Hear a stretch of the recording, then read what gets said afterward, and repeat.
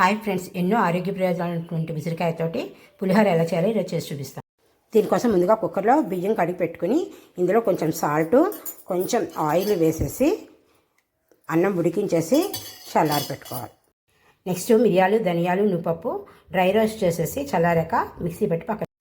Next ఉసిరికాయలు శుభ్రంగా కడిగేసి ముక్కలు కట్ చేసేసుకొని ఒక మిక్సీ జార్లో వేసి కొంచెం పసుపు, సాల్ట్ వేసి కొంచెం నిమ్మరసం పిండేసి బరకగా మిక్సీ పెట్టి పక్కన పెట్టుకోవాలి. నెక్స్ట్ శనగపప్పు, మినపప్పు, ఆవాలు, జీలకర్ర, ఎండుమిర్చి, కరివేపాకు, పచ్చిమిర్చి, పల్లీలు, కాజులు, ఇంగువ వేసి తాలింపు ఇలా వేగుతుండగా మనం ముందుగా కచ్చాపచ్చగా గ్రైండ్ చేసుకున్నటువంటి ఉసిరికాయ, నెక్స్ట్ పౌడర్ కూడా గ్రైండ్ చేసుకున్నాం కదా, అది కూడా వేసేసి ఒక 2 minutes కలిపేసేసి తీసేసుకుంటే సరిపోతుంది. ఎందుకంటే ఉసిరికాయ వేసాక ఎక్కువసేపు వేగించుకోవచ్చు.